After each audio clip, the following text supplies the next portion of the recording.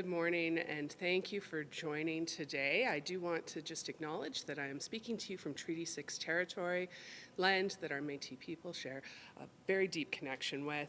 Today, Danielle Smith and the UCP government showed that they are working for big insurance companies and not regular Albertans.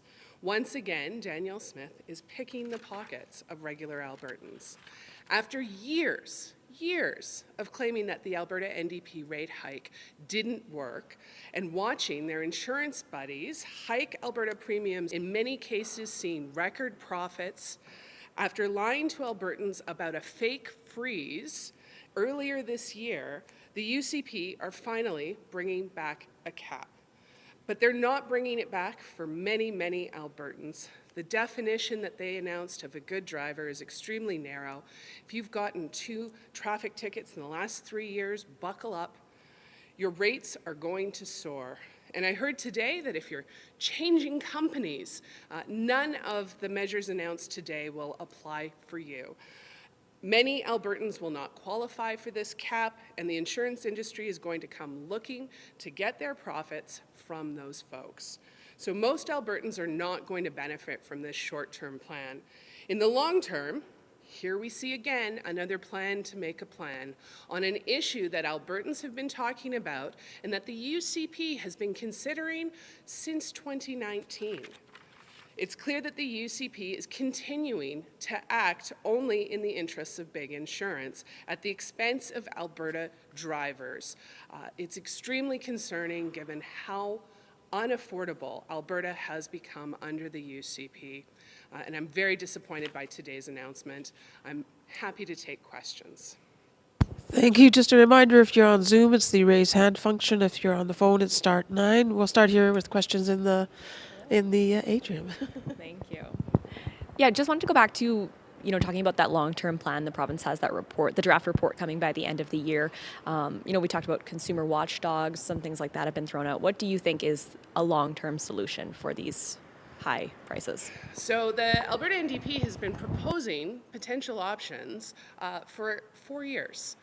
The fact that the UCP government removed the cap that was protecting Alberta consumers, allowed their friends and donors to rake in record profits for years, and now is going to allow that to continue with their narrow definition of good drivers, with it not applying to someone who might be switching insurance companies, and the many other loopholes. We see that life is going to continue to get more expensive for Alberta's drivers, and on top of the high electricity costs and the other costs that have been downloaded onto families.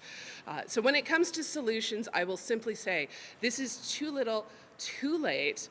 The UCP have been playing games with this file in protecting the interests of these big insurance companies, and now they say that they're going to have a plan to make a plan. And Albertans can't afford that. We've got record high inflation right now. It's incredibly frustrating. Our critics over the years have made numerous suggestions for what could be done, and the UCP has had none of it. And today they say everything is on the table. It's honestly ridiculous. And then follow up, you said, not enough Albertans are benefiting from the cap. Would you want all Albertans, or what would your guidelines be if it were your cap requirement? Well, it's interesting because the minister mused that this would hit the majority of drivers in Alberta, but he didn't have any exact numbers. And yet, the definition of good drivers doesn't include someone who's gotten 2 minor traffic tickets in the last 3 years. This cap won't apply to someone who's changing insurance companies, something that Alberta drivers have had to do because of the soaring insurance costs. So now you may find your insurance costs are too high, and at the same time, if you move companies, then the cap no longer applies to you. It's going to put Alberta drivers in continued bad positions and cost them more money.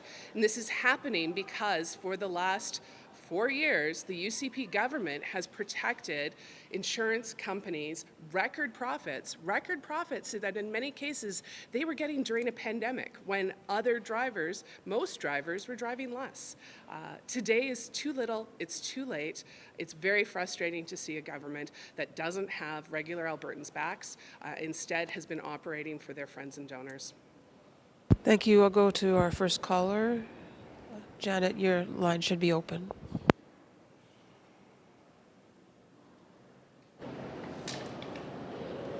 Back to 2020 when we had this other massive report on insurance, made tons of recommendations, and the UCP really didn't want to talk about this idea of no-fault insurance. And now we hear that no-fault is an option and that they might even consider a public insurer in Alberta.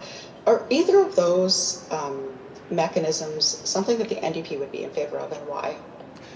Thank you for the question, and you're absolutely right to call back to 2020 because this is a critical issue for Albertans that back in 2020, 2019, the UCP government said we could never possibly do a cap, that it would be the worst thing ever, and yet here they are.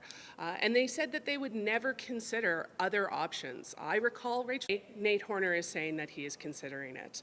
So I would certainly suggest that the UCP government needs to be listening to the voices of regular Albertans a lot earlier in this process, years ago. And the fact that insurance rates have been allowed to increase over and over and over again before finally they are starting to take a minimum of action now is incredibly frustrating to the many, many Albertans who have found their insurance costs to be causing a lot of stress on the family budget. Do you have a follow-up, Janet?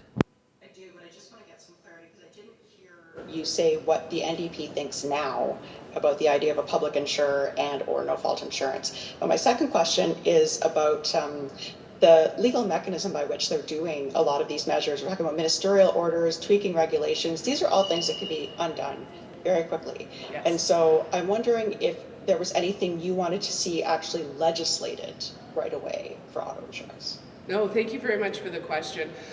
And you're absolutely right. Through regulation, things can be done or undone. I know several stakeholders have called for legislation on these issues. And the benefit of legislation is it provides surety to the Alberta public. It also allows these changes to be debated in the Alberta legislature, where the views of a variety of Albertans, other stakeholders, interested parties in the system can be brought forward. So I think legislation on a topic as important like this could be very positive when necessary. It's very frustrating to see Danielle Smith go to the podium today and say that she is proud of the current insurance system, which boasts the highest insurance rates in the entire country. They are now saying everything is on the table, as it should have been back in 2020. The reason insurance prices are so high for the Alberta public is because the UCP government have been favoring large insurance companies, their donors and friends, at the expense of regular Albertans. Thank you. We'll go to our next caller. Catherine, your line is open. Sure. So one thing the Premier said is like good drivers should not have to see large increases. You're saying it's not fair that minor traffic offenses are not included. Why should people who have minor traffic offenses also be under the cap? So my concern right now is how narrow their definition is. My concern is that we are going to see a lot of Albertans seeing extremely high increases on top of high increases over the past 3 years. Certainly, we do want to acknowledge good drivers within the system, but what is in effect going to happen is many, many more Albertans than I think the minister is indicating are going to see these record increases. Regular Albertans are going to have these applied to them, not just those with minor traffic infractions, but those who are changing insurance companies who've done absolutely nothing wrong. So these are some of the concerns that we have, and I know that the Alberta NDP official opposition and our lead critic on this, Shannon Phillips, is going to be asking some of these questions in the Alberta legislature as we get back into the building. Question period yesterday was a raucous start, and we're excited and looking forward to the opportunity to continue to hold the government accountable for decisions like today's. Do you have a follow-up, Catherine? And as mentioned, they're doing this review, and the review is being done by the same actuarial groups that provides recommendations to the automobile rate board. If you were to do an independent review, who would you get to do it? That's a really great question, Catherine, and I will have to say that the concern that you have flagged, is this going to be truly independent, given it is the group that is already providing the advice, is certainly an interesting critique. Who would do the review? I couldn't say, but what I would say is we should have done the review in 2019 and 2020. It should have happened when Albertans were first raising the cry about record insurance costs. Instead, the UCP government have given 3-4 years of record profits to large companies at the expense of regular Albertans. This should have happened much earlier.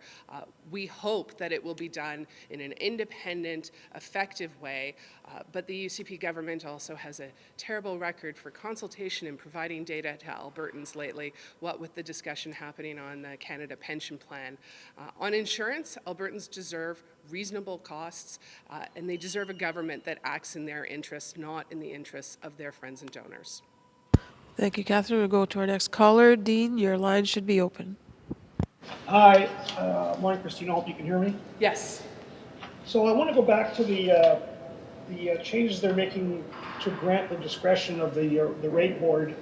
The rate board has the discretion to direct insurers to, give back some of the money or reduce their rates.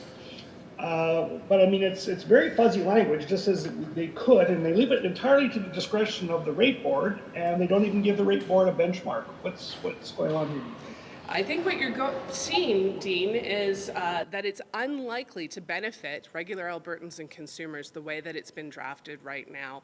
We have seen over the last several years record profits costing regular Albertans, even during a pandemic when most drivers were driving much less. And today, Danielle Smith got up to the podium and said she's very proud of Alberta's insurance system, the one that is the most expensive in all of Canada. The concern that the direction is vague, that it will not result in returns to Alberta drivers, I think is incredibly valid, because the government has used very, very soft mechanisms and soft language. There have already been record profits. That has never been returned. The UCP government has failed to address this issue, and today is too little and too late. Do you have a follow-up question, Dean? Sorry, go ahead. So the effective change today is that there's a 3.7% for a very narrow band of drivers, and the rest is at the discretion of the board, really. So what's changed? Really, is much markedly changed here? No, this is absolutely too little and too late. And this UCP government started by saying a rate cap was a failure of a solution, that they would solve the problems within the system. They've done nothing but allow large companies to rake in record profits over multiple years, and now they've returned to the solution of a rate cap, something that the NDP government had in place that they removed. It is a complete failure when it comes to protecting the interests of regular Albertans. The government is doing lip service to taking any kind of real action on this, and it's frustrating to see at a time when we have record inflation, utility costs, particularly electricity, are skyrocketing due to the government's actions, and now a failure to act on something that makes a serious difference on the bottom line for Alberta families. Thank you, Dean. And we'll just do one more quick pass for questions in the room. No? Remember, online, it's a raise hand if you're on the phone, *9 if you're on the phone. Raise hand if you're on Zoom. Dean, do you have another question? Sorry.